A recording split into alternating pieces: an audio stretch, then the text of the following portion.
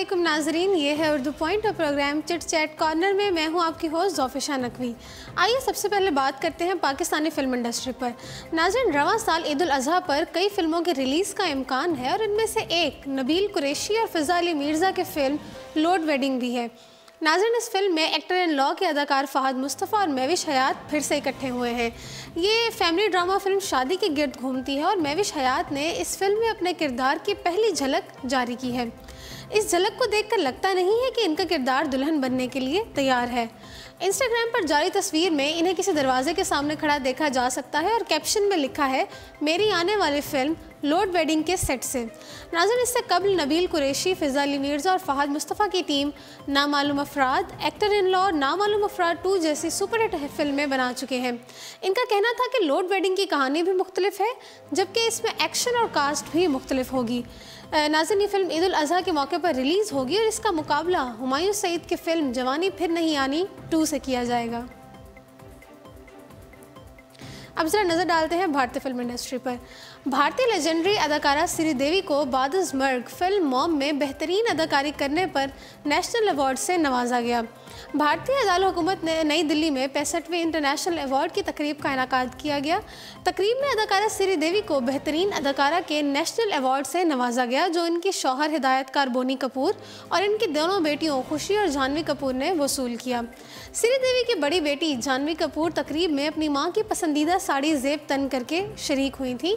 श्रीदेवी को national award जो था फिल्म मॉम में बेहतरीन अदाकारी पर दिया गया। नाज़रीन, इस मौके पर जानवी कपूर ने तकरीब में शुरका से कहा कि मैं तमाम जूरी मेंबर्स और हुकूमत का शुक्रिया अदा करना चाहती हूँ, जिन्होंने मेरी वालदा के काम को सराहा और उन्हें इस अवार्ड से नवाजा। ये हमारे ख़ानदान के लिए बहुत अहम लम्हात है। नाज़रीन, वाज़ेह है कि श्रीदेवी 2 माह कबल दुबई में बाथटब में डूब कर हलाक हो गई थी और इनकी मौत पर इनके चाहने वालों समेत पूरी बॉलीवुड इंडस्ट्री सोग में डूब गई थी। माजी की खूबरू अदाकारा करिश्मा कपूर ने बॉलीवुड के सुल्तान सलमान खान से अपने ताल्लुक़ से मुताल्लिक अहम इंकशाफ किया है।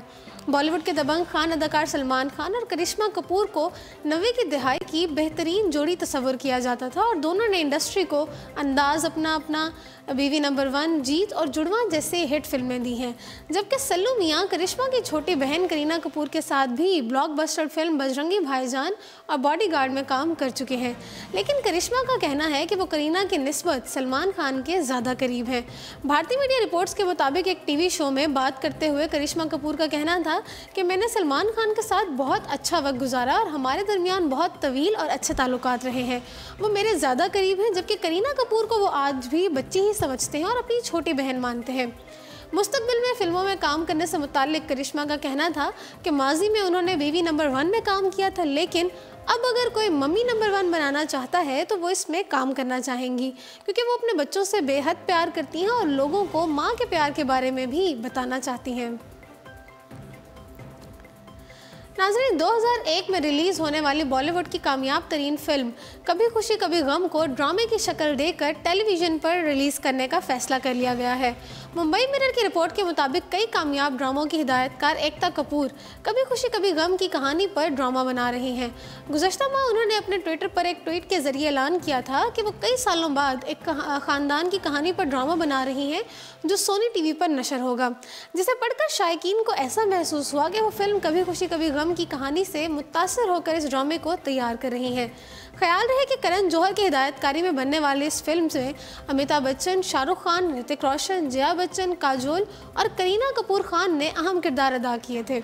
इस फिल्म पर बनने वाले ड्रामे की कास्ट में अब तक सिर्फ 2 अदाकारों को साइन किया गया है।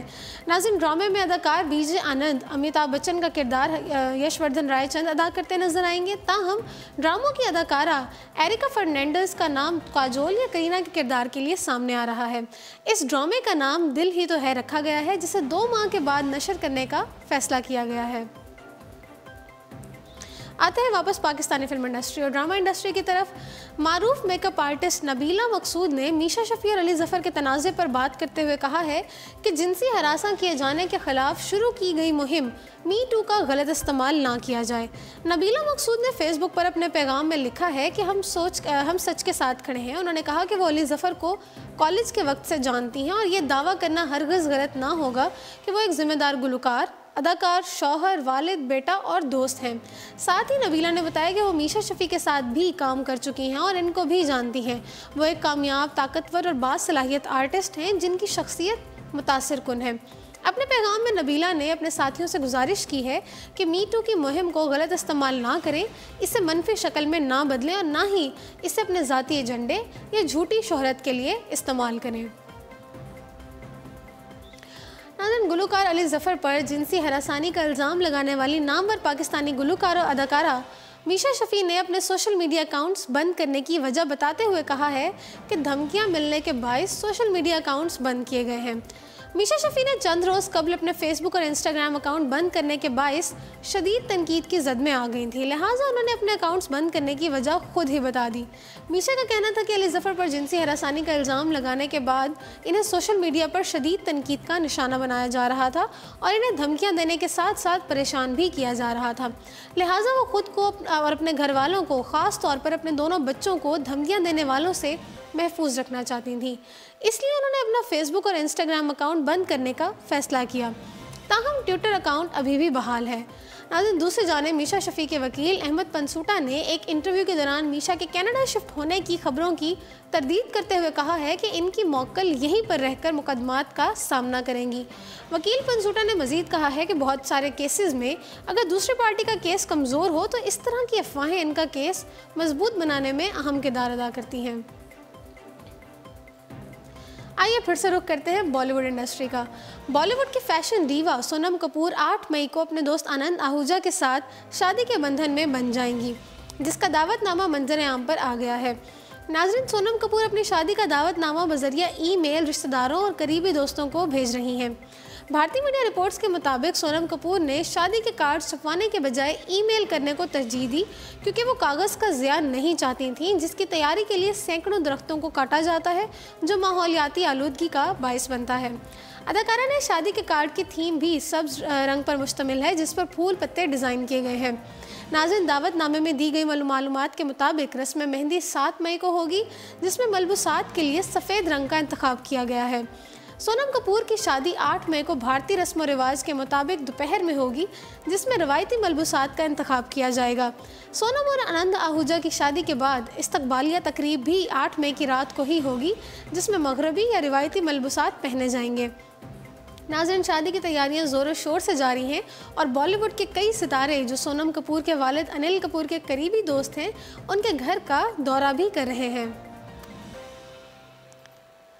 नाज़रीन, बॉलीवुड के नौजवान अदाकार रणवीर सिंह ने शोहरा आफाक मज़ाहिया अदाकार चार्ली चैपलिन की अदाकारी करके मद्दाहों के दिल मोह लिए। रणवीर सिंह इन दिनों स्विट्ज़रलैंड की सैर व सियाहत के लिए निकले हैं और वो गाहे बगाहे अपनी मसरूफियात से मद्दाहों को सोशल मीडिया के ज़रिए आगाह कर रहे हैं।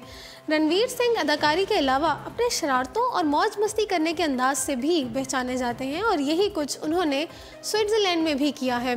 नाज़रीन, फिल्म पद्मावत में अलाउद्दीन खिलजी का किरदार अदा करने वाले रणवीर सिंह ने स्विट्ज़रलैंड में दुनिया के मारूफ मज़ाहिया किरदार चार्ली चैपलिन की मुनासबत से कायम म्यूज़ियम में पहुँचे, जहाँ चार्ली की ज़िंदगी से जुड़ी कई चीज़ें रखी हुई थीं। रणवीर ने चैपलिन वर्ल्ड म्यूज़ियम में चार्ली चैपलिन की तरह अदाकारी करते हुए एक वीडियो पोस्ट की, जिसमें वो बिल्कुल चार्ली चैपलिन से मुशाबा नज़र आ रहे हैं। नौजवान अदाकार का दिलचस्प अंदाज सोशल मीडिया पर भी तेज़ी से वायरल हो रहा है और चार्ली चैपलिन की तरह शरारतें करते हुए रणवीर की अदाकारी को बेहद पसंद किया जा रहा है। नाज़रीन, याद रहे इस वक्त नौजवान अदाकार बैक वक्त कई फिल्मों की शूटिंग में मसरूफ़ हैं, जिसमें गिली बॉय, 83 और संबा शामिल हैं, लेकिन फ़िलहाल वो छुट्टियां लेकर सैर सियाहत में मसरूफ़ हैं। आइए अब ज़रा चलते हैं हॉलीवुड की तरफ। दुनिया भर में लाखों दिलों पर राज करने वाली एंजेलिना जूली के डॉक्टर्स ने अदाकारा के हुस्न और ख़ूबसूरती का राज सबको बता दिया। तफसीलात के मुताबिक 82 साल अदाकारा जब भी टीवी स्क्रीन पर या पर्दे पर जलवागर होती हैं तो अपनी अदाकारी के साथ साथ खूबसूरती और हुस्न का भी लोहा मनवाती हैं।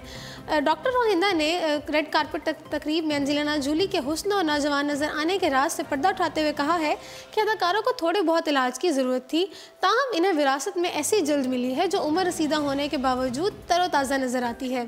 इनका कहना था कि जब एंजेलिना जूली ने अदाकारी के मैदान में कदम रखा तो इनकी ख्वाहिश थी कि जल्द की मुकम्मल हिफाजत करें और अपने हुस्न को बरकरार रखें। इस मामले में अदाकारा को ज़्यादा मेहनत की ज़रूरत इसलिए नहीं पड़ी क्योंकि इनकी वालदा खूबसूरत थी। डॉक्टर्स का कहना था कि एंजेलिना जूली इस मामले में खुशकिस्मत हैं कि इन्हें अपनी जल्द के हवाले से परेशान होने की ज़रूरत नहीं है, क्योंकि ऐसी जल्द पर सूरज की शुआएं और दीगर बीमारियां असरअंदाज नहीं होती।